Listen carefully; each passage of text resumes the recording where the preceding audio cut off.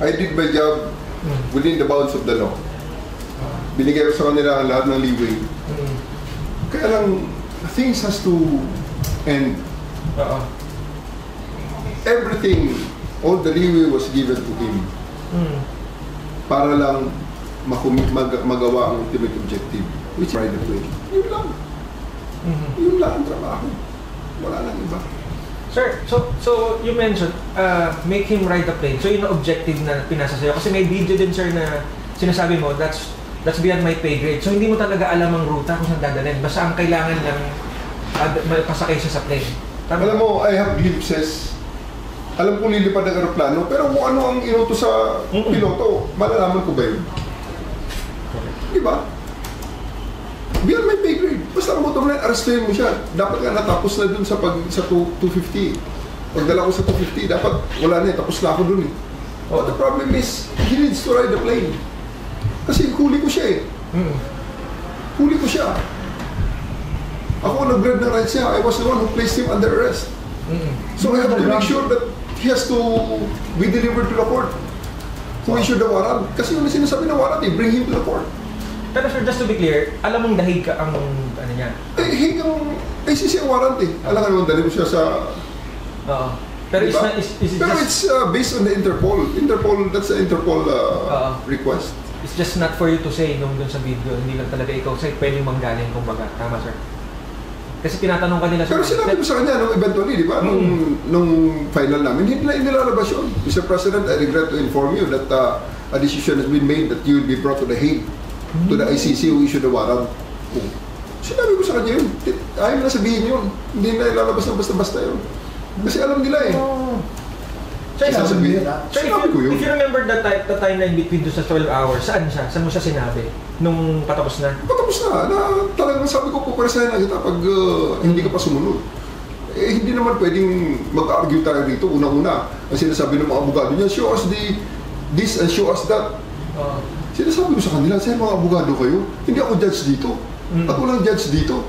Gusto niyo show this, show that. Eh di, punta tayo sa korte para ibigay sa inyo ng prosecutor yung mga hinihingi nyo, madepensahan nyo, madesisyonan ng buwes. Ano to, tatapusin natin ang kaso dito sa holding center, sa holding area. Walang judge dito. That's just pure, pamimilosopo na yun. Kasi kung gano'n ang lahat, di pagdating ng panahon naman na may ibang Pilipino naman ang mahuli, eh kahit na ako, di pwede ko rin invoke yun. Pakita mo ganito, pakita mo gano'n. Wala namang judge habang hinihingi ko sa iyo. So yung po-persay na kita pag hindi ka sumunod, sabi mo sa are you really ready to bodily carry? Eh, sinimulan ko na eh. Pinasasa ko na si E.S. Mijaldea eh. Alam nila na seryoso na ako. Inuna ko na si E.S. Mijaldea, pinasasan ko. You place him under? Oh yes. Handcuff talaga. So alam nila na ganun nangyayari sa susunod. Seryoso na ako. Pinakita ko na talaga na pag hindi nila ginawa ito, iisa ang mangyayari rito. Sasakay ko ang presidente sa aeroplano kahit sino pa ang umarap. Ilang minuto na naka-handcuff si Mijaldea? Madali lang naman yun. Nakita ko naman kasi medyo physically restrained naman siya sa loob ng bus. So handcuff ko sa kanya, in fairness, hindi na kayang nilagay ang kamay niya sa likod, kaya hinandcuff ko siya sa harap.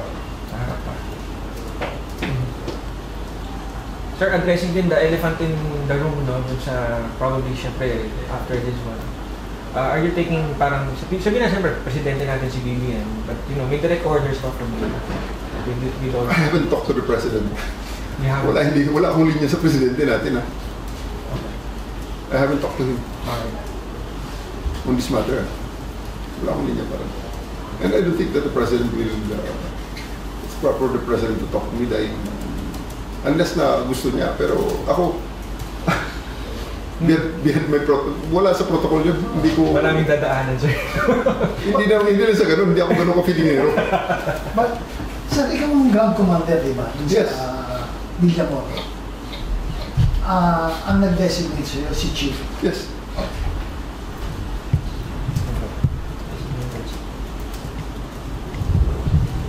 So si Chief, lahat ng nangyayari, alam niya. You were Of course, I have to report to my commander.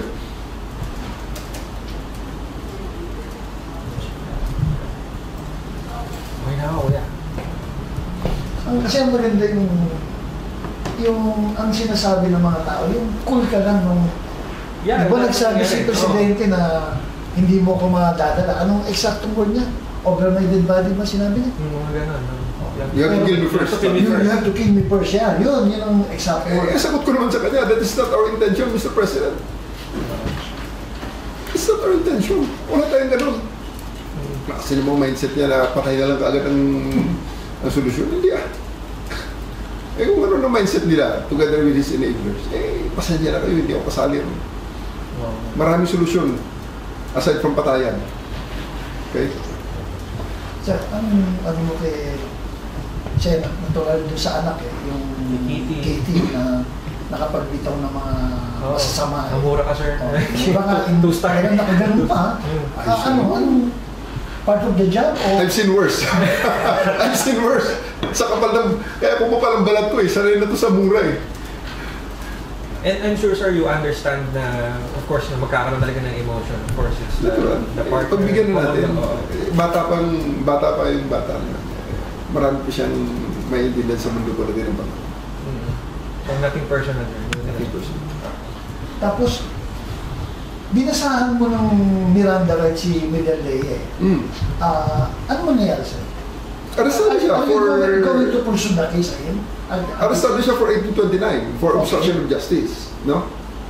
Pero, well, option ko naman yun kung ituloy or hindi. Sa ngayon, nasa sa kanya rin yan. Gusto niya ituloy namin. Sige, tingnan natin. I have the option actually to present him for inquest noong gabi na yan. Sige, paano lang tayo? Regular filing tayo in the exigency of the situation. Kita naman ng lahat kung ano yung nangyari. Sabi niya, abogado siya ni former President Duterte. Sige, sakay ka sa aeroplano. We offered that seat actually. We offered that seat only to him nung nag-refuse na si Hanilet na sumama sa aeroplano? Papuntang Hague. Nung mag-refuse si Hanilet, dahil sabi na Hanilet, wala na siyang passport daw, which I don't believe also. Wala siyang passport, galing Hong Kong. So, binigyan na namin kay former E.S. Vijaldea ang upuan. Kaya hindi rin totoo yun na we refused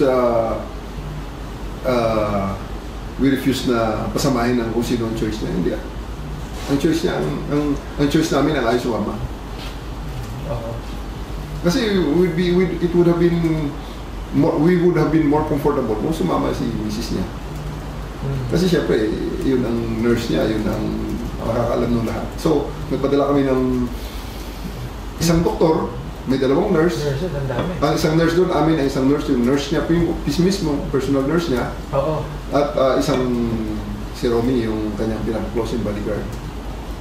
Minsan yung Si Romy, yung nakaitim, sa video, matakal, yung na sa yung video. talagang umawak sa kanya. Kasi ayaw ka namin hawakan si former president dahil physically ayaw namin hawakan.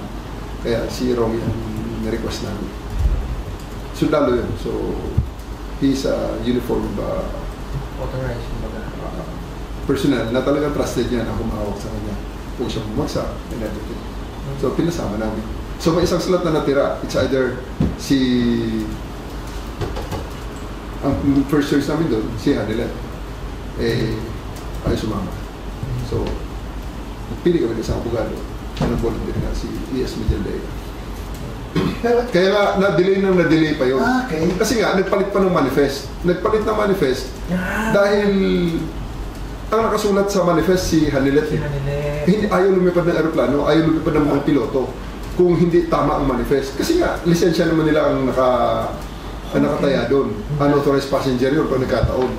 Ang gulo. Mga isang oras uli na delay yun.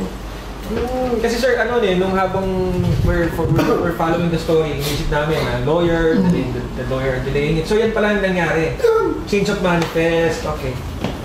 Other than that, sir, yung mga... 2-3 beses na nag-chase ang manifest. Bakit, sir? Bakit na... Kasi may mga crew rin na, may mga dapat sumama rin na, hala, magulo napakagulo nung gabi na yun, nung hindi lang napapansin yung subterfuge sa baba.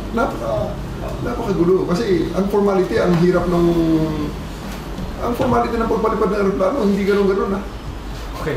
Sir, ito... Hindi yan parang taxi na pag sumakay, hindi yan grab na pag pindot mo lang, may pagdating ng grab, sakay ka na. Sir, hindi So sir, itong nangyari kay former president is like magiging blueprint na to dun sa mga malalabasan pa ng warrant So, anong learning sir? And syempre, hindi naman kahit hindi ikaw sir yung ma-task to do it, para maging, maging guideline na para hindi maulit yung 12 hours, maging mga 11 hours sir. So, anong mga parang keynotes mo sir or key points na pwede mong sabihin para to avoid such? Kasi this is the first time. We just stick with the law. Alam nila, mga abogado mga to, kung gagaling ng mga abogado to, nag-lecturer ng mga to isipin mo naman sa pintuan pa lang ng aeroplano, hinahanapan kami ng warrant. Where's the warrant? Will not come with you without the warrant. Sabi ko nga sa mga abogado doon, Chair, tagal-tagal ko ng pulis na nire-lecturean nyo. Tagal-tagal na rin ako nanonood ng mga nakikinig sa inyo habang nag-lecture kayo. At ang dami na mabasa ko yan, sir, sa mga posters na ginagawa natin. Sa rights of the accused, na mga poster na pinalabas mismo ng CHR, pinalabas ng mga human rights groups. Pag umaresto ka ng tao, pag inaresto ka ng pulis, pwedeng hindi dala ng pulis ang warrant mo. Pwede. Sasabihin lang ng pulis kayo, oy, arestado ka, may warrant ka. Nasaan ang warrant? Doon sa istasyon, halika na. That's perfectly legal. Ngayon sasabihin nila, hindi sila sasama pag walang papel na warrant. And we oblige them As in, lumabas pa yung isang USEC Yung USEC ng DOJ mismo, lumabas at nagpaprint dun sa airport, nakiusap para, ito. Taming delay ka, sir. Sir, ground commander ka, you're the one who gave the order na huwag pakasukin si Vice President. Why? Yes. Gabi na yung binigay na request na yun. No? At saka, for what? He is already in detention. He has lawyers within him. He has lawyers with him at that time. So what? Ba't kailangan pang dagdagan pa ang gulo? Ito nga ang tanong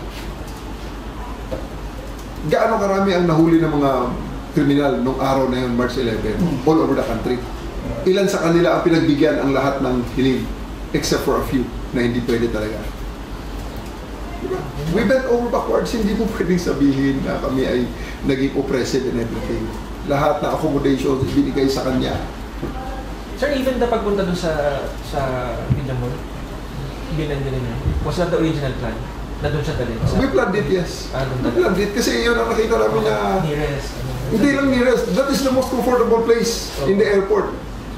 Because it is a place for the president while waiting for his flights. Nandun ang presidente, naghita. Ang upuan nga niya, upuan ng presidente, upuan ng BBM yun Sige nga. Anong accommodation pa? May mas maganda pa bang upuan kaysa sa upuan ng presidente? Sir, to wrap it up, to wrap it up sa part ko, sir. Sir, probably the last few message na nakalimutan ko itanong or... Yeah, address ko lang yung sa mga kasama ko mga pulis na may mga isa sa mga medyo contentious issue ngayon, may nag-resign na mabigat ang badge daw sa kanila. Ito sasabihin ko, pulis din ako. And very few people can say na they have more experience than me. Bakit? 54 na ako Nagsimula akong pulis 20. So I'm already in this job for 34 years. Okay? Yung mga nag-resign yan, sigurado ako, mas maiksi ang kanilang pagpupulis. Okay? Sa ngayon, ako naiintindihan ko mga yan, bata pa ako ngayon. Marami po silang dapat matutunan. No? At yung sinasabi na mabigat dalhin ng badge dahil sumunod sa kung kani-kanino lang. No. We followed the law. We followed the orders. May nagsasabi dyan, I stand with PRRD. Yes. I respect your opinion. Pero you took an oath. Anong sinabi ng oath? At pinamemorize nga yan yung Code of Professionalism. Di ba? Men who take up the profession of arms give up on their own free will and volition their right, na paraming rights ang give up namin para sa trabaho ito. What are those rights that we gave up when we took the oath as uniformed personnel? To say as we like, to dress as we like, to think. It takes but one order for us to do something and uproot us and bring us to another place. Yan ang trabaho ng uniformed personnel. Because without that, binigyan mo ako ng baril at wala yung pagtetemper na yon ng civil authorities over the uniformed services, anong mangyayari sa atin? Kaya nga, it is always the civilian authorities over the military and the uniformed personnel. And rarely na may military junta anywhere in the world, anywhere in history na nagsasaksi in governance. Di ba? Kaya wala eh. Hindi pwede talaga na military junta or uniformed services junta. Hindi pwede. Na yung uniformed personnel na may baril, yun ang magdidictate ko ano ang mangyayari. Hindi pwede. Because the laws will always be implemented by the persons in authority. Sino yun? Yung mga taong inelect ng taong bayan. Like the President of the Republic of the Philippines right now, with more than 31 million appointing authorities. Ako, ang appointing authority ko, iisa ang pirma. Yung presidente na yun. Pero siya, ang pumirma na kanyang appointment papers, mahigit 31 million. Yun ang dapat masunod. Yun ang dapat pakinggan. Dahil ang 31 million na yun, ang nagbigay sa kanya ng mandato. Kami ay ahente lamang ng authority naman.